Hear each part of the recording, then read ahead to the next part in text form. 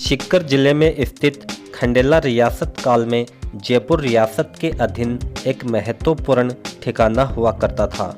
यह शहर महाभारत कालीन माना जाता है। यह निर्वाण वंश के चौहान राजपूतों की संपत्ति थी। बाद में 16वीं शताब्दी के मध्य के बाद शेखावतों की संपत्ति बन गई। यहाँ आज भी कई किले, गढ़, बावड़ियाँ स्थित हैं जो इस ठिकाने की प्राचीनता का प्रमाण दे रहे हैं। एक ऐसा ही गढ़ खंडेला से उदयपुरवाटी जाने वाली रोड पर मात्र 7 किलोमीटर दूर सलेदीपुरा ग्राम में एक पहाड़ पर स्थित है, जो दूर से भी दिखाई देता है।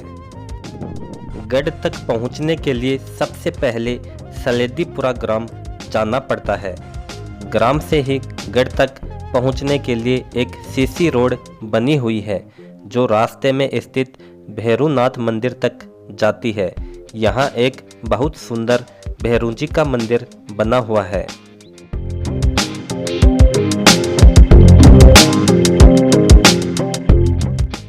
भैरू जी के दर्शन करके आप आगे की चढ़ाई शुरू कर सकते हैं। भैरव मंदिर से गढ़ तक का रास्ता पगडंडी नुमा है, जिसके दोनों तरफ ढोकड़ा के बड़े बड़े वृक्षों का जंगल दिखाई देता है। यहाँ से सलेदीपुरा का गढ़ भी दिखाई देने लगता है।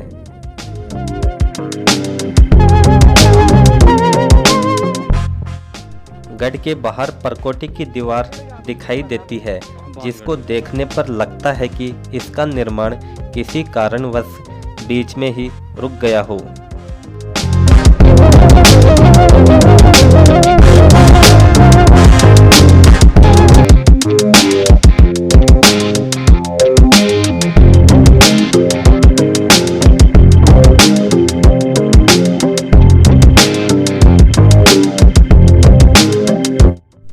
गढ़ के ठीक सामने एक पक्का कमरा बना हुआ है, जिसमें पुराने समय का टॉयलेट बना हुआ है, जिसमें चारों तरफ हवा आने के लिए खिड़की दरवाजे बने हुए हैं।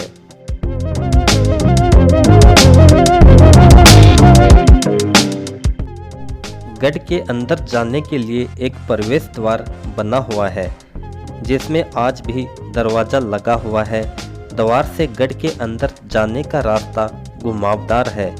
इसको ऐसा इसकी सुरक्षा को ध्यान में रखकर बनाया गया होगा। यहाँ लकड़ी के 2 बेलन भी लगे हुए हैं, जिनको मजबूती देने के लिए इन पर लोहे की परत लगाई गई है।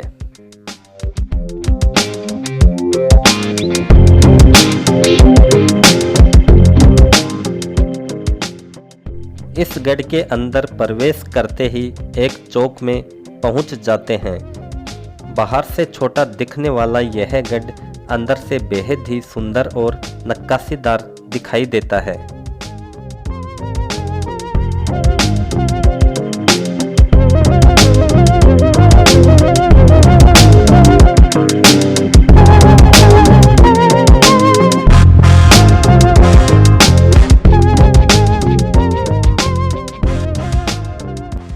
चौक के ठीक सामने बड़ा सा बरामदा दिखाई देता है, जिसके तीनों तरफ झरोखे बने हुए हैं। 3 मंजिला यह गढ़ आज भी बहुत अच्छी स्थिति में मौजूद है।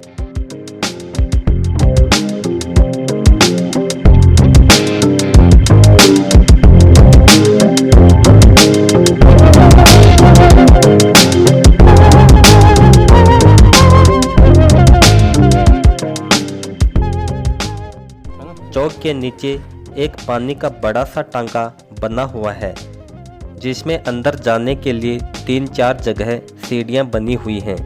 इनमें वर्षा जल को संग्रह किया जाता था और इसको वर्ष भर काम में लिया जाता था। चौक के दूसरी तरफ एक टॉयलेट और उसके पास स्नान घर बना हुआ है।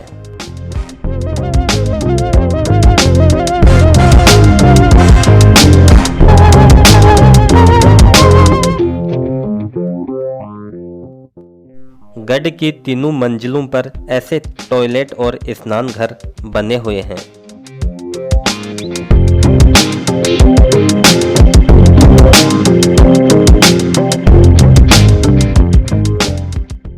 सीढ़ियों से ऊपर जाने पर दूसरी मंजिल पर पहुंच जाते हैं। यहाँ पर एक बहुत सुंदर और भव्य शिल्प कौशल का नमूना देखा जा सकता है, जिसमें बने गलियारे पूरे महल को आपस में जोड़ते हैं। इस गलियारे की अंदर की ओर बाहरी दीवारों पर कई झरोखे बने हुए हैं। आंतरिक झरोखों से संपूर्ण महल को देखा जा सकता है। बाहरी झरोखों से महल के चारों तरफ के सुंदर और मनमोहक दृश्यों को निहारा जा सकता है।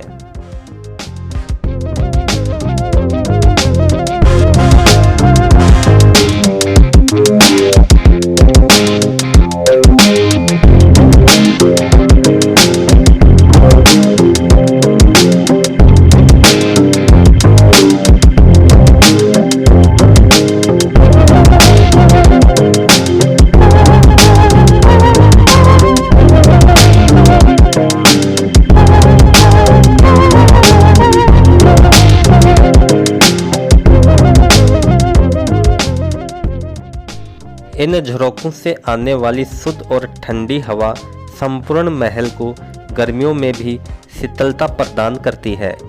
गलियारे के अंदर बहुत ही सुंदर और अद्भुत नक्काशी भी देखने को मिलती है। इसकी दीवारों पर किया गया प्लास्टर आज भी वैसा का वैसा मौजूद है। गलियारे में भी उस समय के टॉयलेट और स्नान घर बने हुए हैं।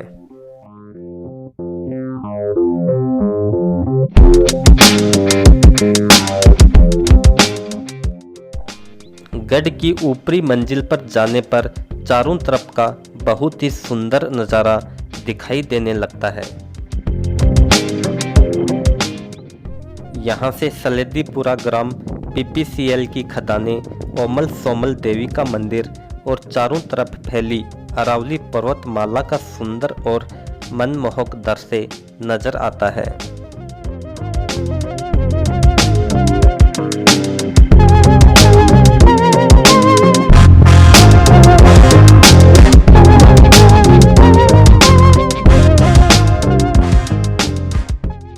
सलेदीपुरा का यह गढ़ खंडेला ठिकाने के अधीन एक चौकी हुआ करती थी। इसको इतनी ऊंचाई पर बनाने का मुख्य उद्देश्य यह था कि यहाँ से आसपास के क्षेत्र की आसानी से निगरानी की जा सके।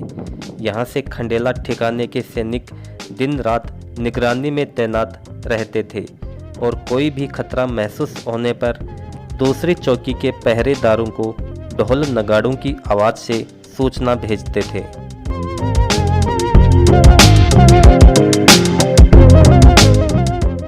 तीन मंजिला यह गढ़ अद्भुत कला कौशल से निर्मित है। इस गढ़ की दीवारों का कलर पेंटिंग्स आज भी मजबूत स्थिति में हैं। स्थानीय लोगों के अनुसार इस गढ़ में रियासत काल के दौरान खंडेला दरबार के अधीन आने वाले गांवों से भूमि, अन्न व कर की मालगुजारी करने वाले दरबारी व अधिकारी रहते थे। तो दोस्तों, आज की ये जानकारी कैसी लगी कमेंट बॉक्स में जाकर ज़रूर बताइएगा। मिलते हैं नेक्स्ट वीडियो में एक नई जानकारी के साथ। तब तक के लिए जय हिंद, जय भारत।